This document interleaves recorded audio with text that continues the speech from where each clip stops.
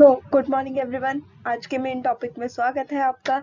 आज हम बात करने वाले ग्रीन हाइड्रोजन के बारे में। ये काफ़ी ज़्यादा न्यूज़ में है, बट इसकी कुछ बेसिक चीज़ें हैं जो हमें और आपको नहीं पता होंगी।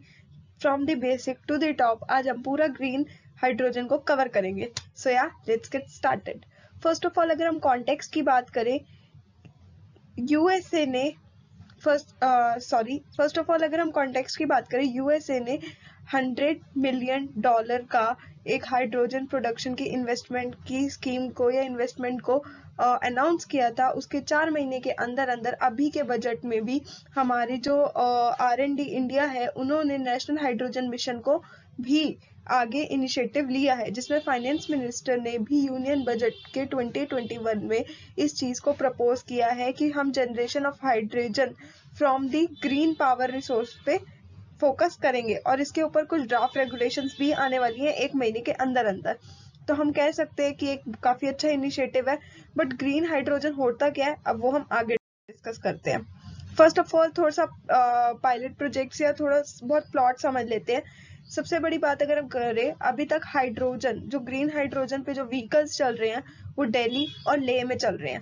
अभी तक सिर्फ यहीं पे ही चल रहे हैं, और कुछ कुछ हैदराबाद या थोड़ी डेवलप्ड सिटीज में चल रहे हैं, उससे ज्यादा कहीं नहीं है।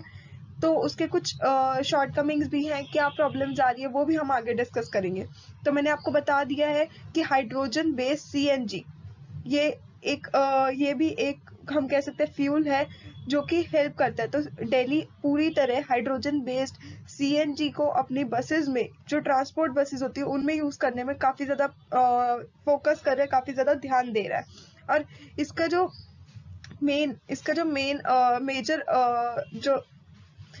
मेजर हम कह सकते हैं जो सेटअप है वो अभी क्या कहते हैं हैदराबाद या आंध्र प्रदेश में करने की कोशिश की जा रही है। यहाँ पे वो लाइन नहीं लिखी है, बट जब मैंने दी इंडियन एक्सप्रेस में पढ़ा था तो वहाँ पे मैंने पढ़ा था कि या तो आंध्र प्रदेश या फिर हैदराबाद के आसपास ही हम कोशिश करेंगे कि उस चीज को सेट करेंगे, यानी एक ग्रीन हाइड्रोजन बेस्ड प्लांट को सेट करने की भी कोशिश की जा रही है।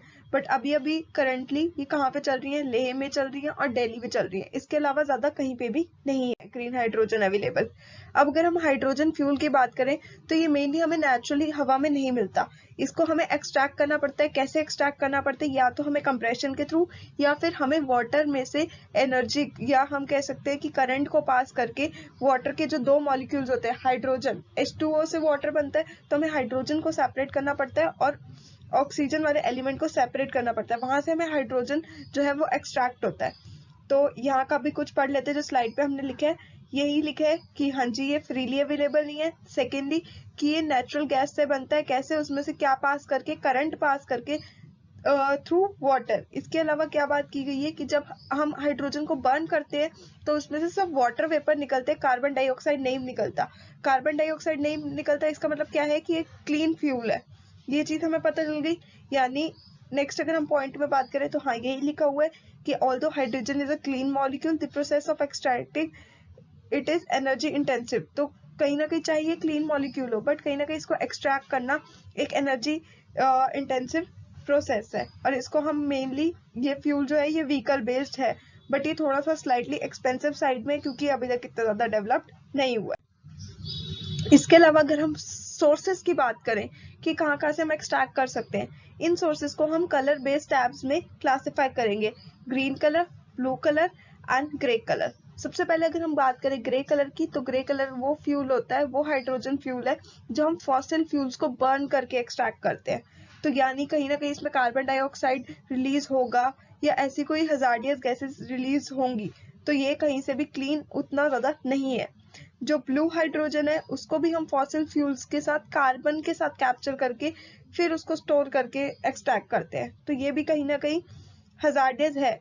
बट जो ग्रीन हाइड्रोजन होती है उसको हम रिन्यूएबल पावर के थ्रू एक्सट्रैक्ट करते हैं, तो ये कहीं ना कहीं काफी ज्यादा क्लीन फ्यूल के अंदर काउंट किया जाता है। तो हमने पढ़ा ग्रीन हाइड्रोजन के बारे में, हमने पढ़ा ब्लू हाइड्रोजन के बारे में, हमने पढ़ा ग्रे हाइड्रोजन के बारे में, जिसमें से सबसे ज्यादा क्लीन कौन सा माना जाता है, जो कि है ग्रीन हाइड्रोजन। क्यों? जस्ट बिकॉज ये रिन्यूएबल सोर्सेज के थ्रू हम इसको एक्सट्रैक्ट करते हैं। नेक्स्ट स्लाइड की अगर हम बात करें तो वहां पे क्या है कि ग्रीन हाइड्रोजन के क्या क्या केसेस होते हैं। फर्स्ट ऑफ ऑल ये एनवायरमेंट फ्रेंडली होता है। सेकंड क्या है इसमें कि इसमें डीकार्बोनाइज किया जाता है बहुत सारे सेक्टर्स को, थर्ड पॉइंट क्या है कि इससे हम यूटिलाइज कर सकते हैं अपने रिन्यूएबल एनर्जी रिसोर्सेज को इफेक्टिवली। फोर्थ क्या है, इससे हम डिपेंडेंट कम होंगे अपने कोल, मिनरल्स, इन सब पे, अपने एनर्जी सोर्सेज पे, जो कि मतलब जो नॉन रिन्यूएबल एनर्जी सोर्सेज है हम उन पे कम डिपेंडेंट होंगे।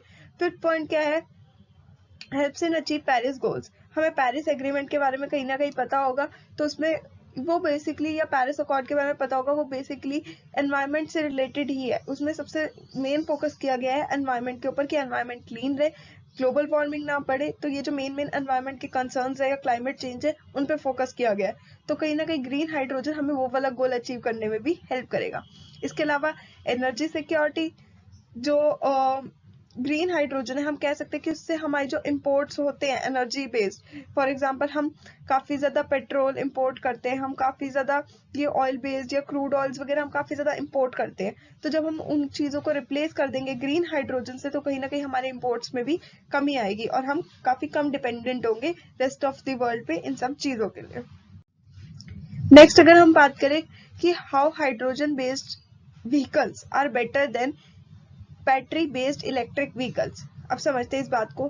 फर्स्ट ऑफ ऑल, अभी भी हमारा जो मेजर जो पावर प्लांट्स हैं जो इलेक्ट्रिसिटी प्रोड्यूस करते हैं वो कोल बेस्ड है।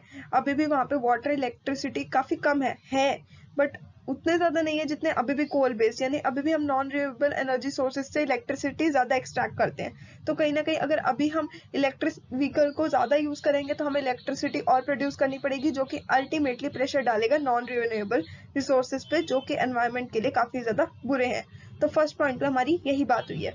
Now application to the multiple sectors. अब अगर हम एक्सपर्ट जो है वो बिलीव करते हैं कि हाइड्रोजन व्हीकल्स जो होते हैं स्पेशली वो लॉन्ग टर्म ट्रैकिंग के लिए भी काफी अच्छे होते हैं।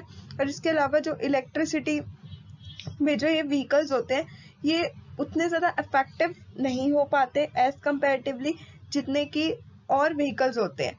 जैसे कि आपने देखा होगा, अगर हम कॉमन एग्जांपल लेके बात करें तो ई रिक्शाज और जो नॉर्मल रिक्शाज होते हैं उनमें काफी ज्यादा फर्क होता है। तो कहीं ना कहीं मल्टीपल सेक्टर्स में भी इसका फर्क देखने को मिलेगा। एफिशिएंसी, हमें पता है कि हाइड्रोजन से जो फ्यूलिंग होगी वो कम, जो ग्रीन हाइड्रोजन से जो फ्यूलिंग होगी व्हीकल्स की वो कम, हम कहेंगे एनवायरनमेंट को कम नुकसान पहुंचाएगी। तो इसलिए जो हाइड्रोजन बेस्ड व्हीकल्स है वो बैटरी या इलेक्ट्रिक बेस्ड व्हीकल है उनसे काफी ज्यादा बेटर है। नेक्स्ट अगर हम बात करें हमारे आगे चैलेंजेस क्या है, फर्स्ट चैलेंज यही है कि अभी भी हमारे पास उतने सारे स्टेशंस, उतने सारे प्लांट्स नहीं है जो ग्रीन हाइड्रोजन गैस को प्रोड्यूस कर सके। इसके अलावा सेफ्टी भी एक कंसर्न है। क्योंकि जब हम इलेक्ट्रिसिटी को प्रेशराइज करके उसमें से एक्सट्रैक्ट करते हैं हाइड्रोजन को, तो उनको एक साइरोजेनेरिक टैंक, यहाँ पे लिखा हुआ नाम, इसमें स्टोर किया जाता है, जिससे कि चांसेस है कि प्रेशर डाल के वो चीजें फट सकती हैं प्रैक्टिकल अप्रोचेस में। तो कहीं ना कहीं सेफ्टी भी एक कंसर्न है। इसके अलावा हमारे पास उतनी ज्यादा टेक्नोलॉजी हमारे व्हीकल्स के मामले में कि हमारे सारे व्हीकल्स उतने ज्यादा अप टू डेट नहीं है कि उसमें हाइड्रोजन बेस्ड किया जा सके।